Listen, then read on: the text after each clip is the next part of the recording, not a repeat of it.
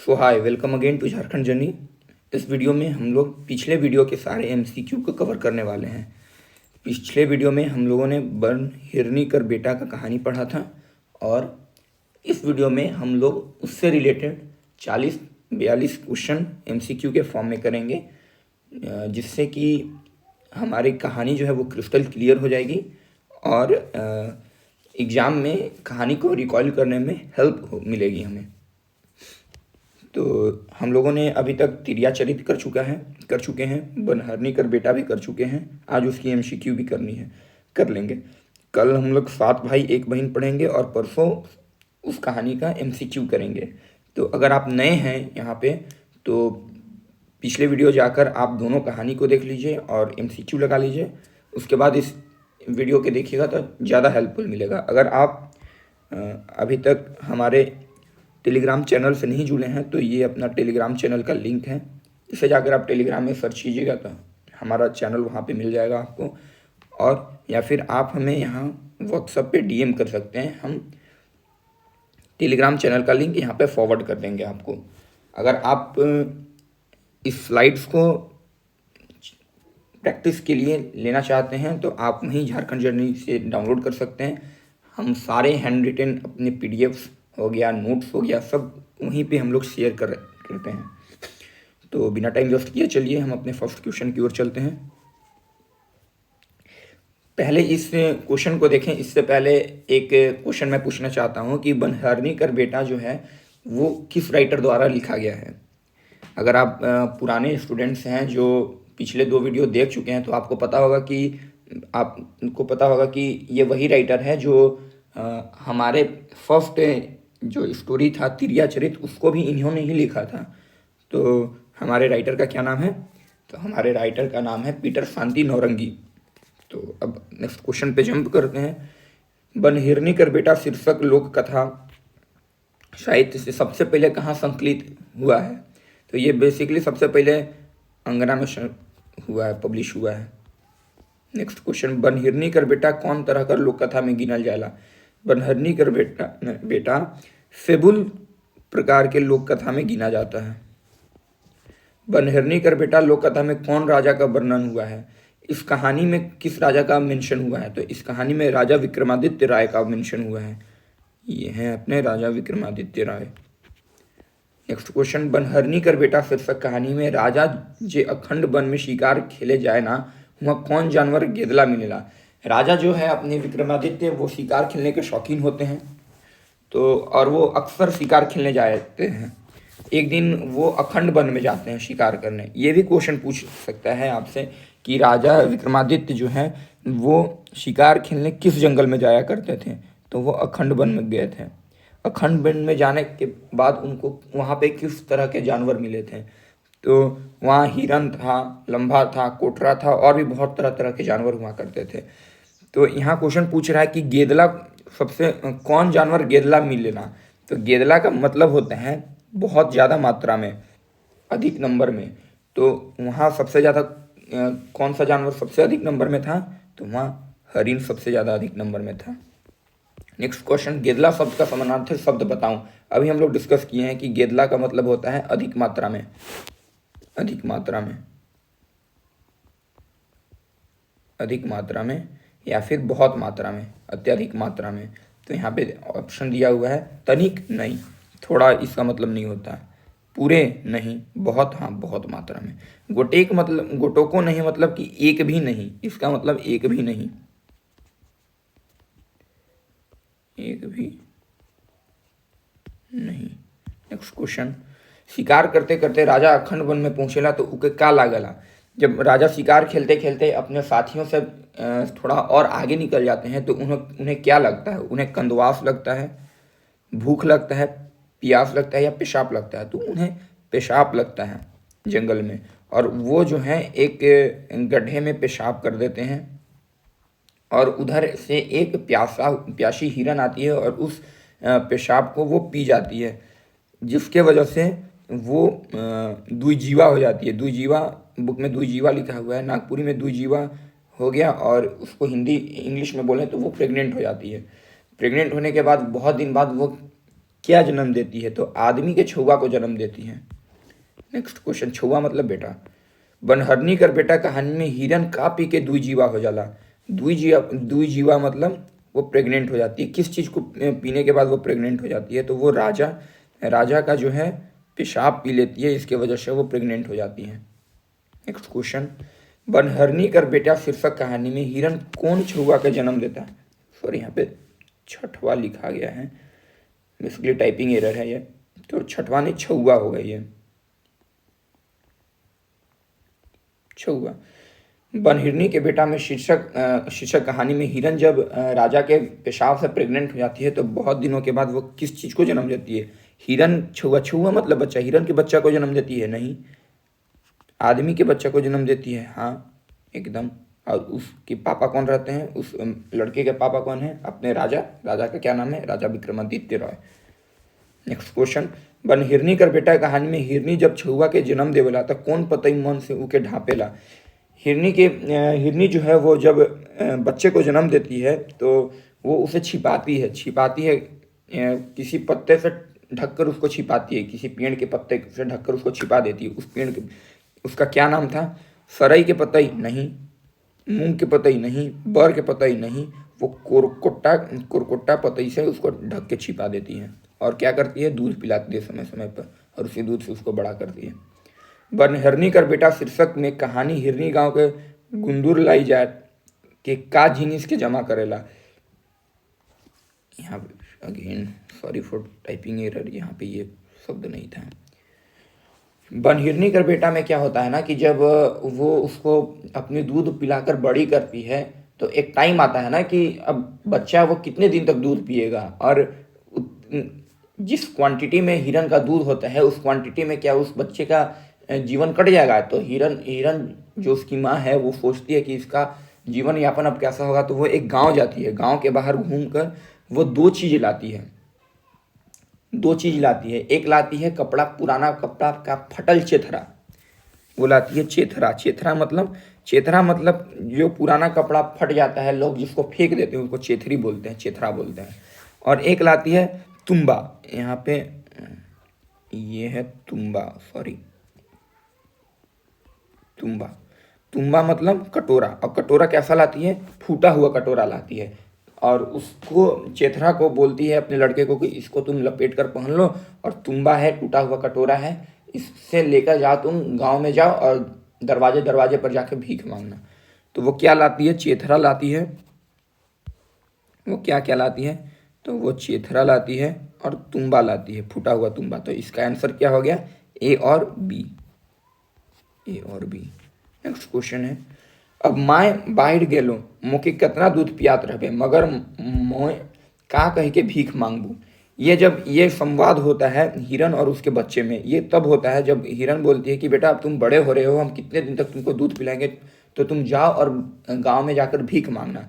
तो उसका बच्चा बोलता है कि माँ तुम ठीक कर रही हो, अब हम बढ़ गए हैं, मोके कितना दूध पियात रहोगे, तुम हमको कितने दूध पिलाते रहोगी, लेकिन मोए का कह के भीख मांगू। जब हम भीख मांगने जाएंगे तो हम क्या कह के भीख मांगेंगे?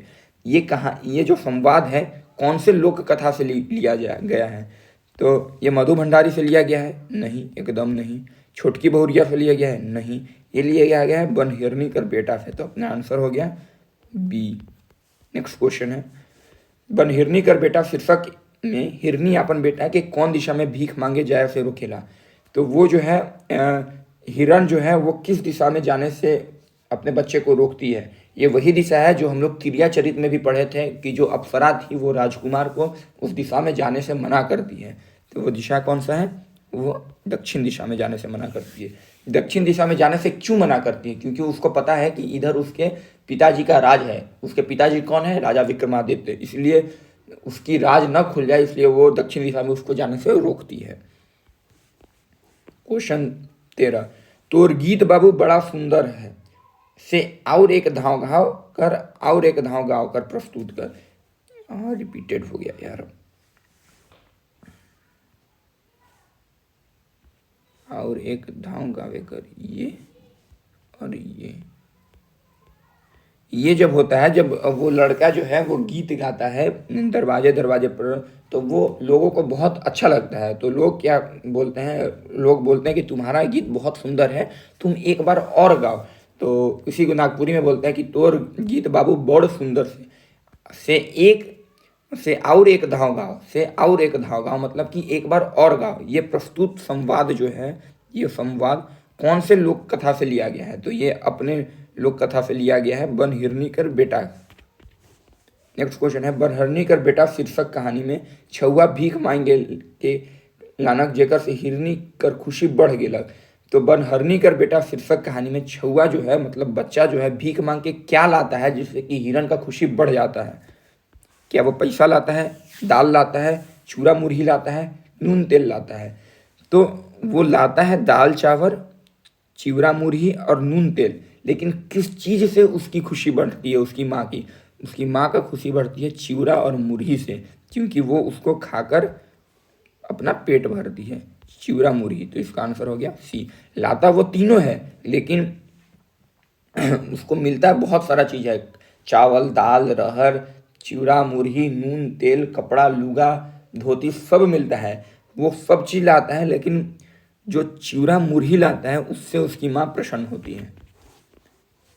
क्वेश्चन नंबर 15, बन हिरनी कर बेटा शीर्षक कहानी में दक्षिण में हिरनी छुआ के कौन से रिश्तेदार रहते हैं?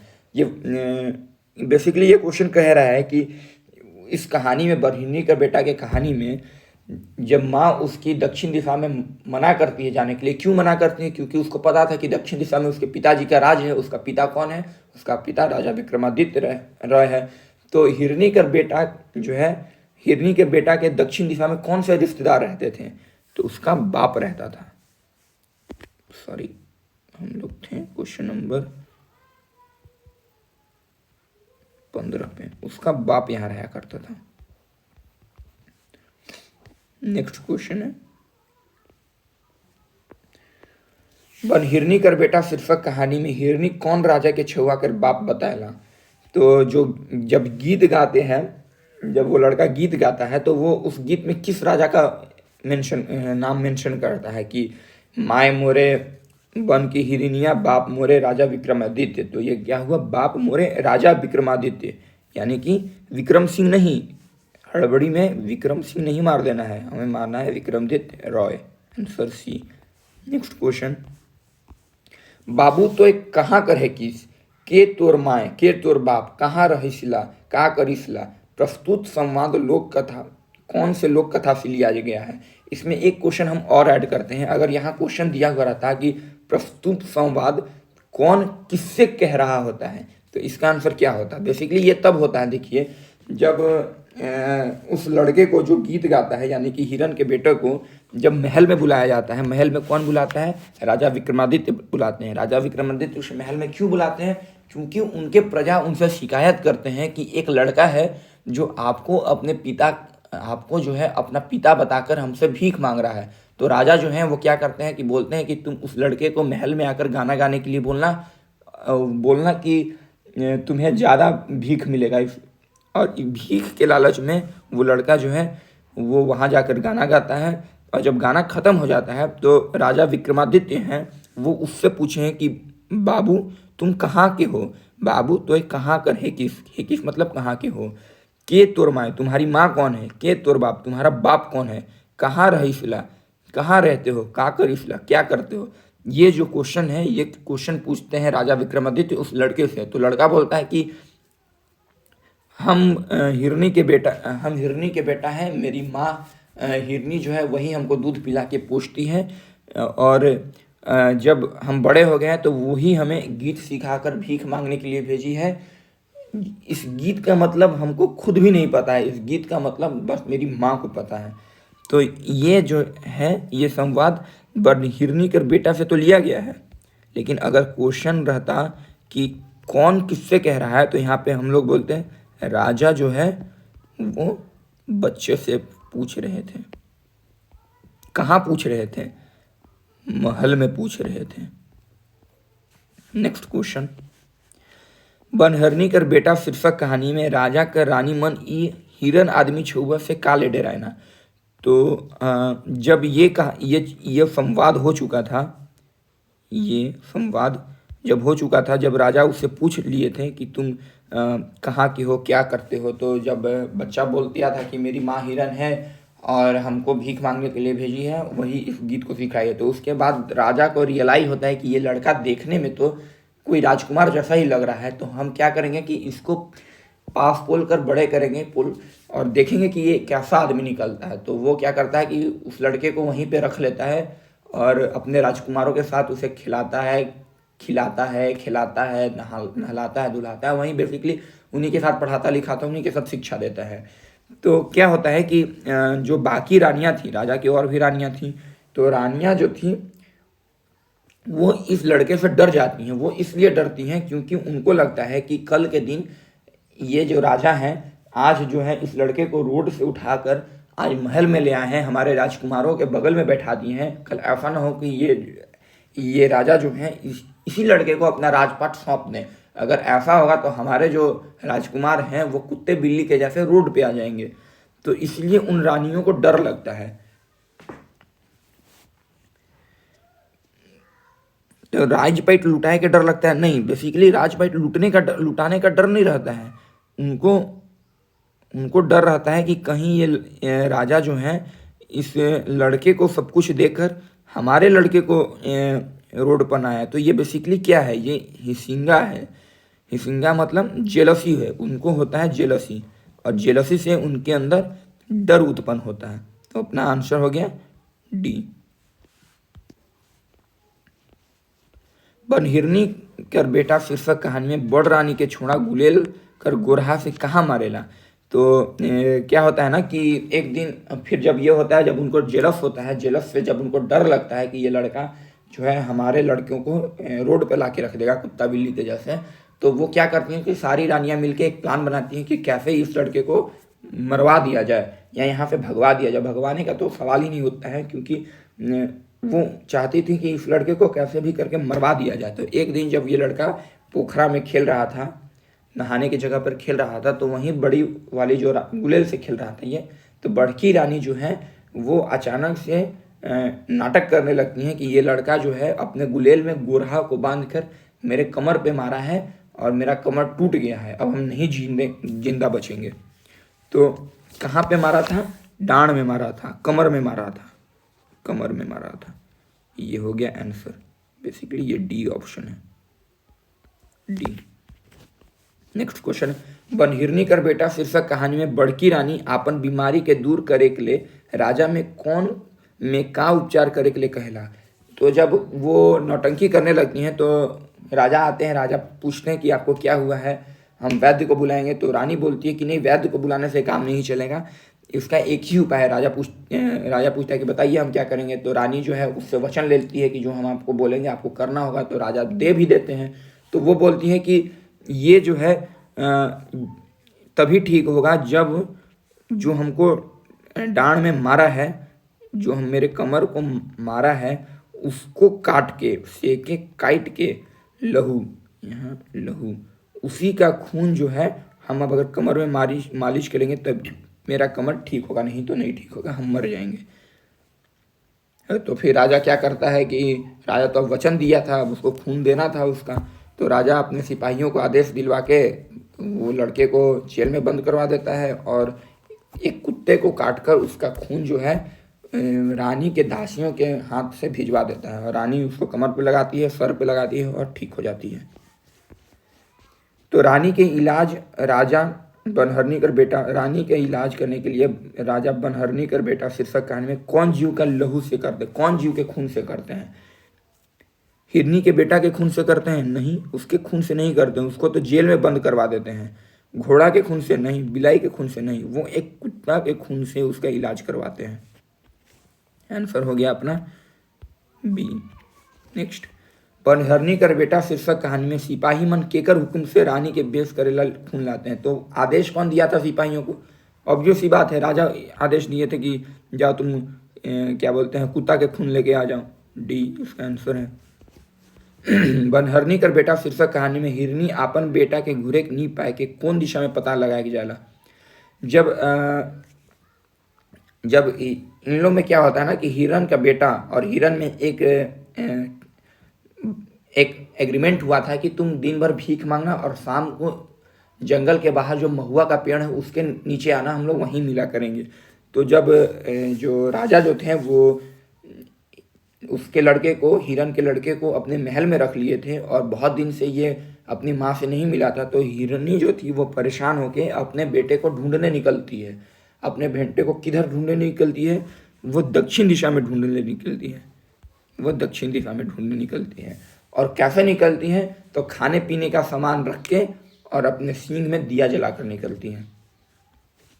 नेक्स्ट क्वेश्चन, बनहरनी कर बेटा शीर्षक कहानी में छुआ के नी घुरल पर हिरनी रात खान मतलब कि रात में का लेख कर निकलेला, का लेकर निकलती है। तो सींग में दिया जला के निकलती है, बेटा से संबंधित गीत गाय के निकलती है, मुंह में खाए जिनिस मन के बोझ के निकलती है। तो ये क्या करती हैं? दिया तो जलाती है अपने सींग में, अपने सींग में दिया जलाती है, अपने सर पे खाने पीने का सामान लेकर निकलती है, और जब वो चलती है रास्ते पर तो बेटा से रिलेटेड गीत गाते हुए चलती है।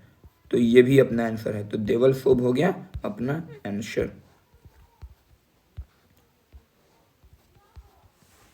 नेक्स्ट क्वेश्चन, बनहरनी कर बेटा शीर्षक कहानी में हिरनी जेल दूरा के का लखे खोलेला। तो जब ये तो इसका बेटा जेल में बंद है, हिरनी जो है उधर से निकलती है गीत गाते हुए। तो जब वो गीत को उसका लड़का सुनता है तो इधर से ये रिस्पॉन्स करता है। तो जब हिरनी उस जेल के पास पहुंचती है तो जेल तो बंद था, तो जेल वो जो है वो अपने पैर से मार के जेल के दरवाजा को खोल देती है। तो किस चीज़ से खोलती है? लाइट मारकर, लाइट होगा यहाँ पे, लाइट माइट कर खोलती है। नेक्स्ट क्वेश्चन, बनहरनी कर बेटा शीर्षक कहानी में हिरनी के बारे में राजा विक्रमादित्य के कौन आदमी सूचना देता है? क्या सूचना रानी देती हैं? नहीं। क्या सूचना सिपाही देते हैं? नहीं। क्या सूचना प्रजा लोग देते हैं? नहीं। वो सूचना कौन देते हैं? अहीर लोग देते हैं। इसका आंसर हो गया अहीर। तो अब हम लोग नेक्स्ट क्वेश्चन पे चलेंगे, क्वेश्चन नंबर 27। बनहरनी कर बेटा शीर्षक कहानी में अहीर कौन रात के हिरनी का भेद पाता है? तो क्या होता है ना कि वो जो रात को पहरा दे रहा था अहीर अपने गाय बकरियों को, तो वो पहला रात तो देखता है कि हिरन आती है तो वो इग्नोर कर देता है। दूसरा रात भी देता है तो उसको थोड़ा सा लगता है कि हाँ कुछ तो आके खड़ा है। तीसरा रात वो सरप्राइज होता है कि ये हिरन बार बार क्यों आ रही है। तो लास्ट में जाके चौथे रात को वो डिसाइड करता है कि वो इस हिरन के पीछे जाएगा, और पीछे जाके वो देखता है कि ये जो हिरन है अपने बेटे से मिलती है जेल में जाके। तो ये चौथे रात को इस भेद का पता चला था कि हिरनी जो है वो जेल में जाती है अपने लड़के से मिलने के लिए। नेक्स्ट क्वेश्चन है, अच्छा तो आई रात के हम तोरे छपरी में सूते जाब और हिरनी के दुइयो झन पछड़ब। प्रस्तुत संवाद कौन कहानी से लेवल चाहे? ये क्या होता है ना कि जब अपने अहीर जो है वो चौथे रात को इस इंसिडेंट को देखता है कि एक हिरन जो है वो जाती है और रात को अपने बेटे से मिलके वापस आती है, तो वो इस बात से सरप्राइज होकर सुबह सुबह उसी रात के भोर में वो राजा से जाके मिलता है, और राजा से जाके मिलता है, कसम खाता है, क्रिया खाता है कि हाँ हम देखे हैं। तो राजा जो बोलते हैं अच्छा ठीक है, आज रात को हम अपने वेश बदल के तुम्हारे झोपड़ी में सोने आएंगे और देखेंगे कि वो हिरन कहाँ जाती हैं, और जब वो देखेंगे कि हाँ वो सही में अगर जा रही है जेल में तो हम लोग दोनों जन जाकर उसको पकड़ लेंगे। तो इस चीज़ का आंसर क्या होगा? इस चीज़ अच्छा तो आज रात के हम तो छपरी में सूते जाब और हिरनी के दुइयो जन पछड़ा, मतलब कि आज रात को हम तुम्हारे छपरी में सोने जाएंगे और दोनों को ही हम लोग दोनों यानी कि हम और अहीर, राजा और अहीर दोनों जो हैं वो हिरन को पकड़ेंगे। ये कौन से कहानी में हुआ था? ये कहानी हुआ था बनहरनी कर बेटा में। ये नेक्स्ट क्वेश्चन है, बनहरनी कर बेटा शीर्षक कहानी में जब जेल भीतर राजा हिरनी के धरेला तो हिरनी कौन रूप में बदल जाएगा? तो ये दोनों तो प्लान कर लिए थे कि जैसे ही हिरन जो है वो जेल के अंदर जाएगी तो हम लोग पीछे पे जाके उसको पकड़ लेंगे। तो ऐसा होता भी है कि राजा उसको पकड़ लेते हैं। तो जैसे ही राजा उसको पकड़ते हैं तो वो हिरन जी जो है वो एक राजकुमारी में बदल जाती हैं। वो एक सुंदर सी राजकुमारी में बदल जाती है। यानी अगर सुंदर राजकुमारी की जगह ऑप्शन में यहाँ अप्सरा दिया हुआ होता तो और इजी हो जाता आपके लिए, अप्सरा। तो वो एक सुंदर अप्सरा में बदल जाती है। वो सुंदर अप्सरा में क्यों बदलती है? क्योंकि उसको एक श्राप मिला हुआ था। अच्छा, बेसिकली वो कहाँ की अप्सरा थी? तो वो इंद्रलोक की अप्सरा थी। उसको श्राप क्यों मिला था? उसको श्राप विश्वामित्र के वेशभूषे पर हंसने के कारण मिला था। बनहिरनी कर बेटा शीर्षक कहानी में हिरनी कौन मुनि के श्राप से पीड़ित थी? तो वो जो थी वो ऋषि विश्वामित्र के श्राप से पीड़ित थी। क्यों पीड़ित थी? क्योंकि एक बार ऋषि विश्वामित्र जो थे वो इंद्र के पास किसी काम के कारण गए थे, सिलसिले में गए थे, और वहाँ पे जब वो गए थे तो हमारी जो अप्सरा थी, अप्सरा का नाम क्या था? अप्सरा मेनका जो थी वो उनके वेशभूषा पर हंसती हैं, उनके वेशभूषे पे हंस देती हैं। तो इसी कारण अपने जो मुनि है, मुनि विश्वामित्र, इनको गुस्सा आ जाता है और इनको श्राप देते हैं कि तुमको अपने सुंदरता का बहुत घमंड है, जाओ तुम पृथ्वी पर हिरण बन जाओ। नेक्स्ट क्वेश्चन है, बनहिरनी कर बेटा शीर्षक कहानी में हिरनी रूप महारानी पहले के जन्म में कौन सी अप्सरा थी? वो जब चेंज हो जाती है हिरण से एक रानी में, तो वो पहले जन्म की कौन सी अप्सरा थी? उस अप्सरा का नाम क्या था? तो उसका नाम था मेनका। मेनका नहीं, मेनका नाम था उनका।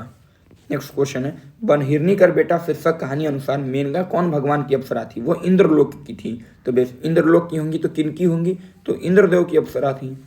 नेक्स्ट क्वेश्चन, तो के अपन जवानी और सुंदरता पर घमंड चढ़े, जाके धरती में हिरनी हो जा और जाके चाइट फिर। मतलब ये कोट जो था, ये जो था वो गुस्से में मुनि विश्वामित्र जो थे वो श्राप के रूप में किसको देते हैं? मेनका को देते हैं। मेनका को श्राप क्यों देते हैं?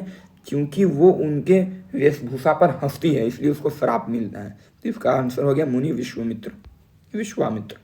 नेक्स्ट क्वेश्चन, तो हिरनी होई के एक खन राजा छुआ के जन्म देबे, और जब राजा तो के धरी सेखन तो आपन असल रूप में आए जाबे।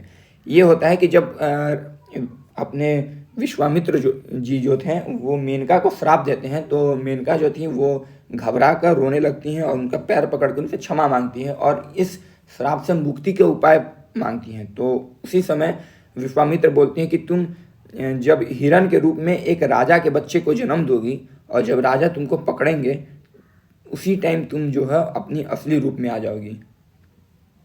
ये जो संवाद है वो कौन से लोक कथा से लिया गया है? तो ये संवाद जो है बनहिरनी कर बेटा से लिया गया है। यहाँ पे एक और क्वेश्चन फ्रेम हो सकता है कि देवल संवाद में कौन किससे क्या बोल रहा है? तो देवल संवाद में मुनि विश्वामित्र जो हैं वो किससे बोल रहे हैं?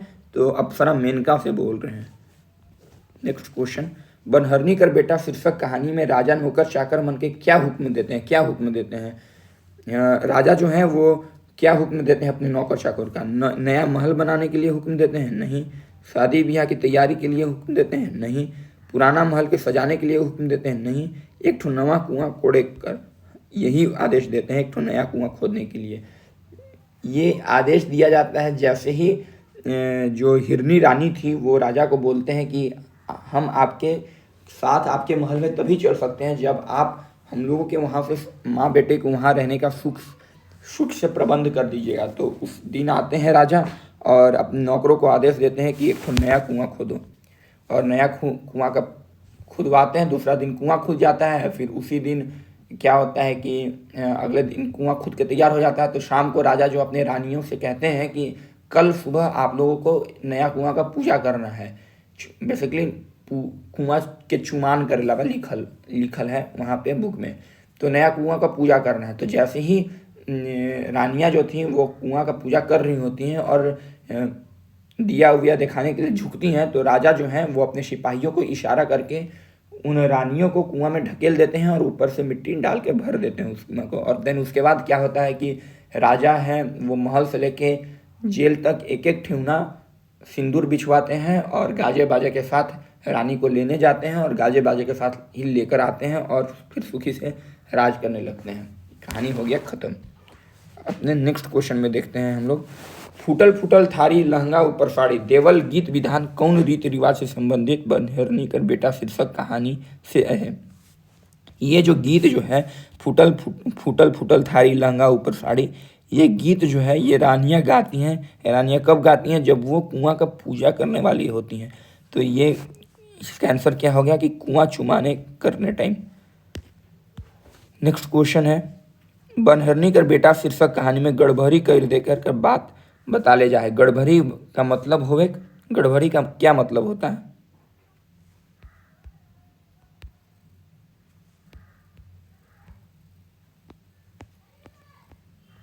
सॉरी, एक मिनट, स्लाइड्स ऊपर जा रहे हैं। 24 25 क्वेश्चन नंबर हम कहाँ थे? 31 33 34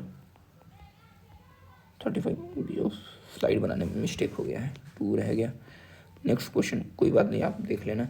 नेक्स्ट क्वेश्चन में यहाँ पे क्या कह रहा है कि गड़भरी का मतलब पूछ रहा है कि ये जो कहानी में गड़भरी शब्द का यूज हुआ है, ये गड़भरी का मतलब क्या होता है?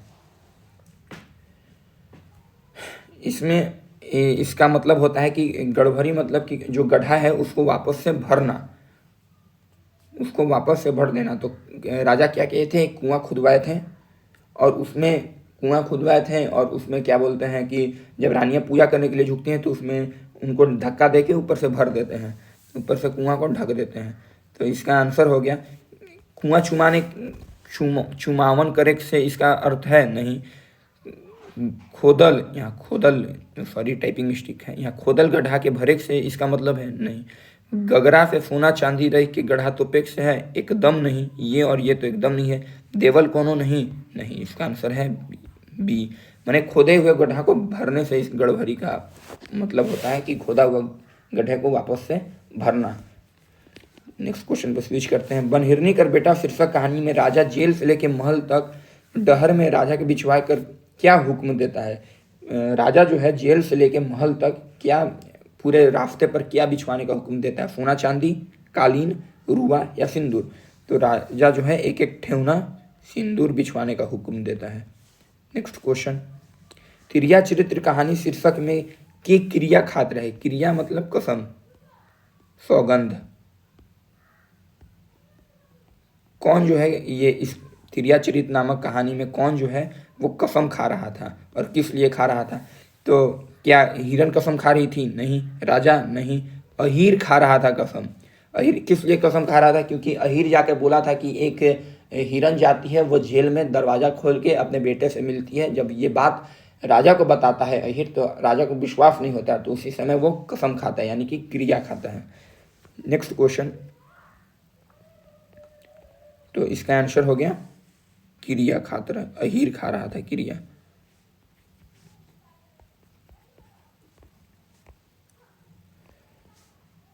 ढेंगुर तरे जन्मालो पूता मूसा डाणे पुसलो रे, कवन मुदई बेटा बेरी देले। उपरोक्त गीत कौन गावत रहे, के गावत रहे? ये जो गीत है ये कौन गा रही थी? तो ये गीत हमारी हिरन गा रही थी, हिरनी गा रही थी। कब गा रही थी? जब उसका बेटा वापस उसके पास नहीं जाता है, तो वो जब ढूंढने के लिए निकलती है, तो जो बीच में रास्ते में गीत गाती थी वही ये गीत है। ढेंगुर तरे जन्मालो पूता मूसा डरे पुसलो रे, कवन मुदई बेटा बेरी देले। ये गीत हिरनी गाते हुए चल रही थी। नेक्स्ट क्वेश्चन है, महल में ले जाए से पहले राजा जो है हिरनी रानी और छुआ के कहाँ रहे के प्रबंध कर लें। तो जब राजा बोलते हैं कि चलो तुम हमारे साथ महल में चलो, तो रानियां बोलती हैं कि नहीं, आपकी जो अन्य रानियां हैं वो हम लोगों को और हमारे बेटे को वहाँ जिंदा नहीं रहने देंगी। तो जब तक आप जो हैं हमारे वहाँ रहने का प्रबंध नहीं कर देते हैं, तब तक आप हमको यहीं छोड़ दीजिए, क्या इन सेंस जेल में ही रहने दीजिए। तो राजा जो है वो माँ और बेटे का जेल में रहने का ही प्रबंध करके वहाँ से वापस आ जाता है अपने महल में, उनके रहने खाने का प्रबंध करने। तो जेल ठाव ही रहने का प्रबंध किया जाता है। नेक्स्ट क्वेश्चन है, राजा कुआं चुमान करेला केकरा तैयार कर लें। राजा जो है वो कुआं को पूजा करने के लिए किसको तैयार करवाए थे? हिरनी रानी को तैयार करवाए थे, अहीर को करवाए थे, या पुरोहित को तैयार करवाए थे? वो रानियों को तैयार करवाए थे। आपने जब हुक्म दिए थे तो नया कुआं खुद गया था, पुरोहित को बुला लिए थे पूजा करवाने के लिए, और रानी मन से रिक्वेस्ट किए थे कि आप ही लोग पूजा कीजिएगा। तो बस ये था अपना last question. Thank you for your patience. पूरे सेशन को देखने के लिए आपका धन्यवाद। तो अगर आप चाहते हैं कि ये पीडीएफ जो है वो हम आपको शेयर कर दें, तो आप जो हैं ये झारखंड जर्नी के चैनल को ज्वाइन कर लीजिए। ये क्लास ख़त्म होने के बाद हम इस स्लाइड को वहीं पे अपलोड करते हैं। तो अगर आपको इस वीडियो से आपकी प्रिपरेशन में एज मिली हो तो प्लीज़ इसको लाइक कीजिए और इस चैनल को सब्सक्राइब कीजिए। हम लोग जब ये नागपुरी लोक कथा ख़त्म हो जाएगा तो हम लोग झारखंड के जीके इसमें पढ़ने वाले हैं। तो अपने दोस्तों के साथ इस चैनल को शेयर कीजिए और ग्रो करने में थोड़ा हेल्प कीजिए ताकि अन्य स्टूडेंट्स को हमारी मदद पहुंच सके। Thank you.